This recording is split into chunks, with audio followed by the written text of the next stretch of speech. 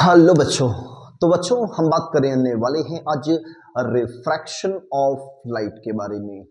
तो आज हम बहुत ही छोटे से कम समय में रिफ्रैक्शन ऑफ लाइट सीखेंगे और कंप्लीट इंफॉर्मेशन सीख लेंगे। रिफ्रैक्शन का मतलब सीधा सीधा बच्चों बेंडिंग ऑफ लाइट, मतलब लाइट अपनी ओरिजिनल पाथ से अगर डाइवर्ट हो जाती है एक मीडियम से दूसरे मीडियम में जाने पर, तो इसी को हम लोग कहते हैं रिफ्रैक्शन ऑफ लाइट। ठीक है, जैसे कि मान लो ये आपका एक ग्लास का पीस है, छोटा सा ग्लास का स्लैब है। ठीक है, अगर लाइट ऐसे आ रही है तो आप लोग हेडिंग लगा दिए बच्चों, refraction of light. Refraction of light बच्चों ये एक फेनोमेना है। क्या है? एक फेनोमेना है। जैसे लाइट रे ऐसे आ रही है तो यहाँ टकराई, ये सिंगल लाइट रे है ना। यहाँ से हम नॉर्मल समझ सकते हैं, परपेंडिकुलर, इस प्लेन के परपेंडिकुलर है ये नॉर्मल। ठीक है, तो लाइट रे सीधे जाने के बजाय, ऐसे जाने के बजाय ये थोड़ी सी बैंड हो जाती है, ऐसे कुछ ऐसे बेंड हो जाती है और हम लोग कहते हैं क्या, यही है रिफ्रैक्शन। बेंडिंग ऑफ लाइट को हम लोग कहते हैं रिफ्रैक्शन। यहाँ हमें पास क्या है, एयर है। क्या है? एयर। और इसे कहते हैं रेयरर मीडियम। कौन सा मीडियम? Rarer medium.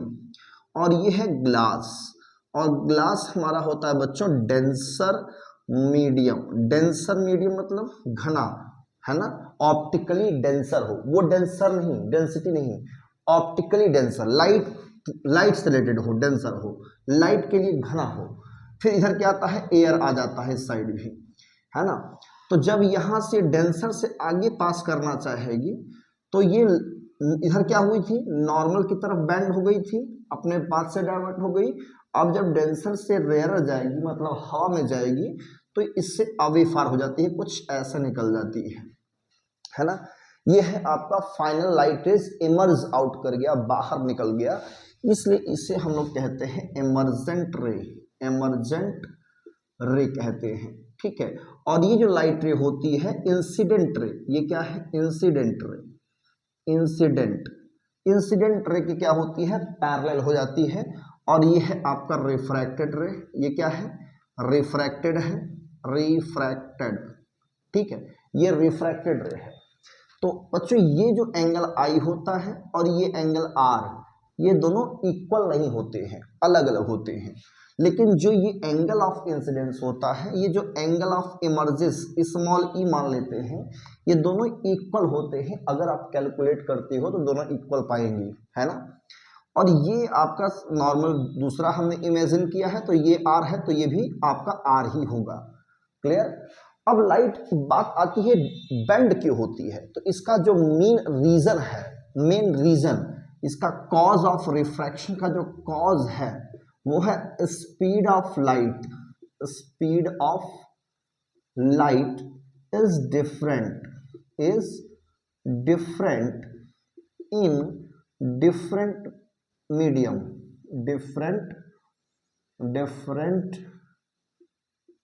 मीडियम, यानी कई मीडियम है तो मीडिया लगा देते हैं। ठीक है, कई मीडियम्स है तो उसमें मीडिया कहेंगे। डिफरेंट मीडियम्स में लाइट की स्पीड डिफरेंट होती है, यही सबसे बड़ी वजह है कि लाइट अपनी क्या होती है, बेंड हो जाती है, मतलब अपने ओरिजिनल पाथ से डाइवर्ट हो जाती है ना। तो ये जनरली उस मीडियम में होता है जो ट्रांसपेरेंट होता है, जैसे कि वाटर, ग्लास, है ना, कोई भी ऑयल है, इन सब में लाइट क्या होती है, अपने पाथ से डाइवर्ट हो जाती है, मतलब इसकी स्पीड डिक्रीज कर जाती है। ठीक है, और इसी पर एक साइंटिस्ट थे स्नेल, फिजिसिस्ट थे स्नेल, उन्होंने लॉ क्या दिया है, अपना लॉ, स्नेल का इस पर लॉ बना है, स्नेल्स लॉ। इन्होंने कहा कि जो ये बेंडिंग हो रही है लाइट, है ना, तो इसका जो पीछे का रीजन है वो है इस मटेरियल का, इस मटेरियल का रिफ्रैक्टिव इंडेक्स। और उस रिफ्रैक्टिव इंडेक्स को उन्होंने कहा mu is equal to speed of light in air upon speed of light in medium, C/V। ये कहा इन्होंने, जब लाइट एयर से आ रही हो और किसी मीडियम में जा रही हो तो उस मीडियम का रिफ्रैक्टिव इंडेक्स आपको बताना है, तो दोनों स्पीड का रेशियो निकाल लेंगे। वही रेशियो क्या होता है, कांस्टेंट नंबर होता है। तो ये कांस्टेंट नंबर को नाम रखा गया रिफ्रैक्टिव इंडेक्स। क्या नाम रखा गया इसको, रिफ्रैक्टिव इंडेक्स। ठीक है बच्चों, रिफ्रैक्टिव इंडेक्स कहा गया और इसे डिफाइन करेंगे C/V से, इसकी कोई यूनिट नहीं होती। ठीक है, और इन्होंने अपना एक लॉ भी बनाया। लॉ में इन्होंने कहा कि इस एंगल का जो साइन होता है, इस एंगल का साइन यानी साइन आई, और एंगल ऑफ रिफ्रैक्शन, ये angle of refraction, angle of incidence, दोनों का रेशियो आर एक कांस्टेंट इन्होंने लिया और इस कांस्टेंट का ही नाम क्या रखा, म्यू। अगर एयर से कहा जा रही है ग्लास में तो ये इन्होंने कहा। ठीक है ना। अगर हम यहाँ मीडियम आपको ना पता हो, मीडियम ना पता हो कौन सा मीडियम है, एयर है कि वाटर है, तो हम इसे मीडियम अगर 1 और इसे मीडियम 2 कहें, इसे मीडियम 2 कहें और इसे मीडियम 1 कहें, तो हम इस म्यू को लिख सकते हैं 1 म्यू 2।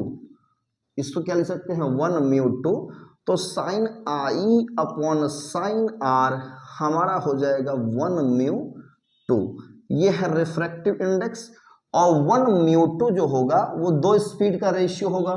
तो पहले मीडियम में लाइट की स्पीड v1 जैसे इसमें c किया है और बाई v, तो यहाँ पे v1 मानेंगे और इसमें क्या मानेंगे v2। तो v1 अपॉन v2 के बराबर हो जाएगा हमारा रिफ्रैक्टिव इंडेक्स 1 म्यू 2। क्लियर। ये है रिलेटिव रिफ्रैक्टिव इंडेक्स। इसे पढ़ने का तरीका है refractive index of second medium with respect to first medium.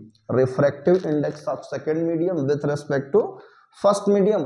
अगर आप यही 2 म्यू 1 निकालना चाहेंगे, मतलब इसके रेस्पेक्ट में पहले मीडियम का रिफ्रैक्टिव इंडेक्स, इसका रेसिप्रोकल कर देंगे v2/v1। तो ये तरीका है रिफ्रैक्टिव इंडेक्स निकालने का। स्नेल का लॉ वेरी इंपॉर्टेंट है और इसमें इंसिडेंट रे, रिफ्रैक्टेड रे, नॉर्मल, ये तीनों एक ही प्लेन में होते हैं। तो ये है लॉज ऑफ रिफ्रैक्शन।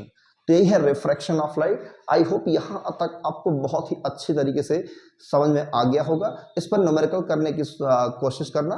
मिलते हैं नेक्स्ट वीडियो में। All the best, thank you.